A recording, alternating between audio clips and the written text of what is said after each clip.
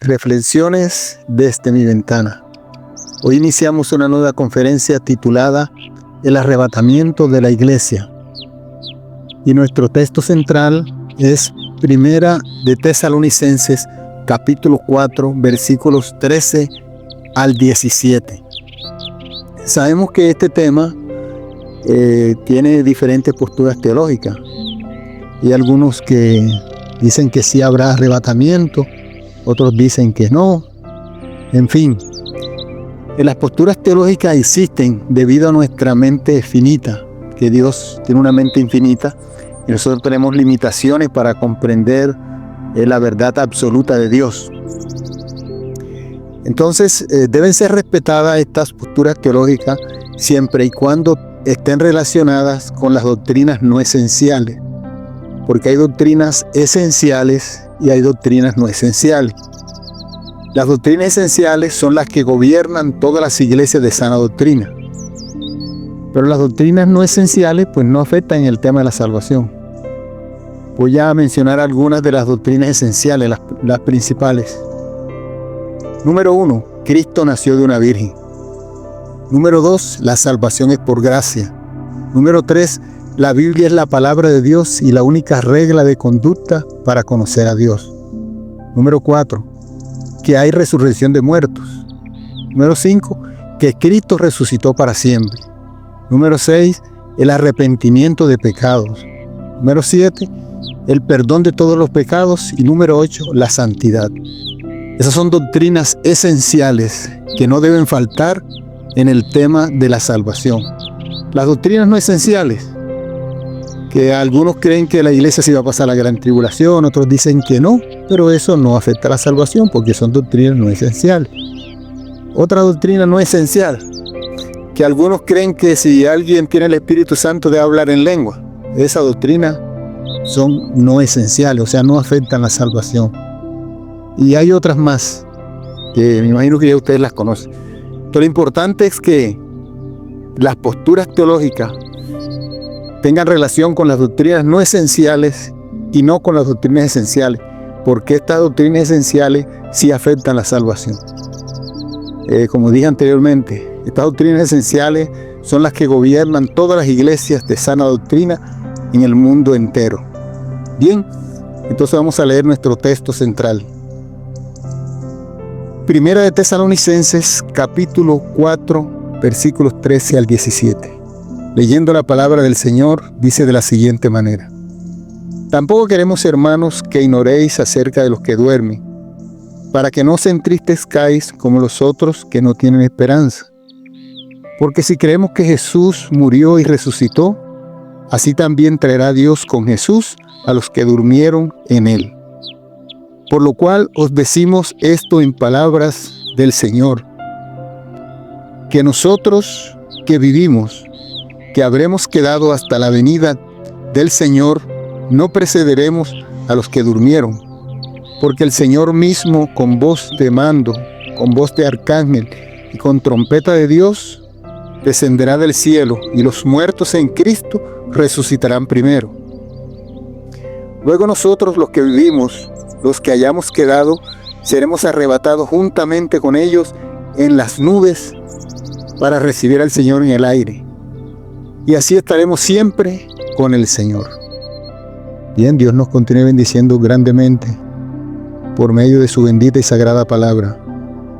La iglesia de Tesalónica fue fundada en el segundo viaje misionero del apóstol Pablo.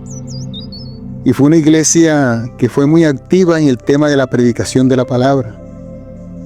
No solamente lo hicieron en Macedonia y Acaya, sino llegaron a otros lugares, que llegó a decir Pablo con su equipo misionero que ya no tenían necesidad ellos de ir a otros lugares porque estos hermanos se habían ido a muchos lugares con la predicación del evangelio. Empezaron a vivir la fe de una manera tan evidente que ellos tenían una esperanza viva, el amor, la fe, la comunión entre ellos. Era muy notable. Pero ¿qué empezó a suceder entre los hermanos? Que empezaron a morir algunos hermanos, algunas hermanas empezaron a morir y la iglesia empezó a preocuparse por esto. ¿Qué sería de estos hermanos que habían partido de esta tierra? ¿Qué pasaría con ellos?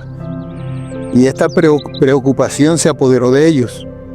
Y Pablo, guiado por el Espíritu Santo, escribe esta primera carta y aborda este tema. Y él explica qué pasaría con las personas que estaban muriendo en Cristo. Y Pablo usa el término que ellos dormían, los que duermen. Entonces ahí es donde empieza a decirle, tampoco queremos, hermanos, que ignoréis acerca de los que duermen, para que no os entristezcáis como los otros que mueren sin Cristo, que no tienen esperanza. Entonces, dos temas que voy a abordar aquí en primer lugar.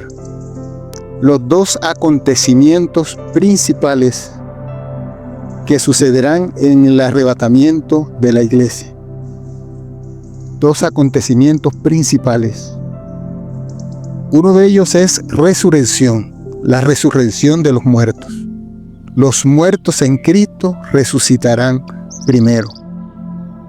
Cuando oigan la voz del Señor, esa voz de mando, ese sonido de trompeta. Y hay que diferenciar este sonido de trompeta con los toques de trompeta que encontramos en el Apocalipsis a partir del capítulo 6 o el capítulo 7, por allá donde habla de los juicios.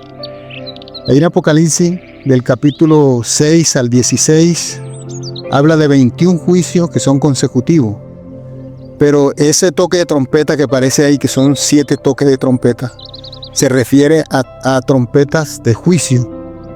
Entonces, este toque de trompeta que habla aquí en Tesalonicense es anunciando el arrebatamiento de la iglesia. Que no debemos confundir este toque de trompeta, que para venir el Señor por su iglesia, y los toques de trompeta del Apocalipsis, que son juicios, que son 21 juicios, los 7 sellos, los 7 toques de trompeta y las 7 copas de la ira de Dios.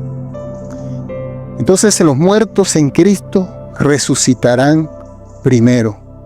Ese es el primer y grande acontecimiento. Todo lo que encontramos en las Escrituras ya está resuelto, ya fue confirmado. Y esta resurrección de la que habla aquí el apóstol Pablo no es la resurrección que tuvo Lázaro o la que tuvo la viuda o el hijo de la viuda de Naín, ni otras resurrecciones que hubo.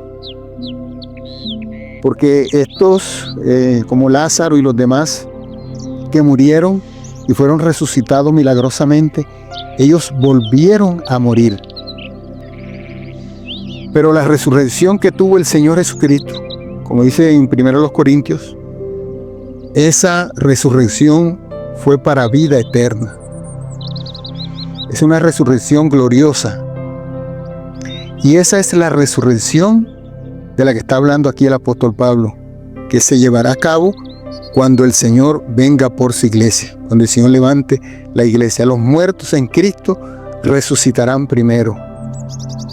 Y será una resurrección donde saldremos con un cuerpo perfecto, cuerpos reales. Es decir, que si a la persona en este mundo le faltaba una pierna, una mano, cualquier miembro, cualquier órgano de su cuerpo, cuando resucite, va a resucitar con un cuerpo perfecto, con un cuerpo celestial, un cuerpo que no se envejece, un cuerpo que no se deteriora. Entonces será algo maravilloso. Por eso es tan importante valorar la salvación, porque este es un regalo que el Señor nos ha dado a nosotros, el regalo de la salvación. Es un regalo que debemos disfrutar, debemos valorar, porque es algo tan maravilloso, es algo tan precioso. La palabra del Señor lo dice: ¿de qué le sirve al hombre si ganare todo el mundo y perdiere su alma? ¿O qué recompensa dará el hombre por su alma? Entonces, esta resurrección, que fue la que tuvo el Señor Jesucristo, ya nosotros sabemos que es real, porque Jesucristo resucitó de una vez para siempre. Entonces este es el primer acontecimiento principal que nosotros encontramos aquí en el levantamiento de la iglesia, la resurrección de los muertos. El segundo acontecimiento es la transformación. Ese lo miraremos en el podcast de mañana. Dios les bendiga grandemente y sigan disfrutando de todas las bendiciones de Dios.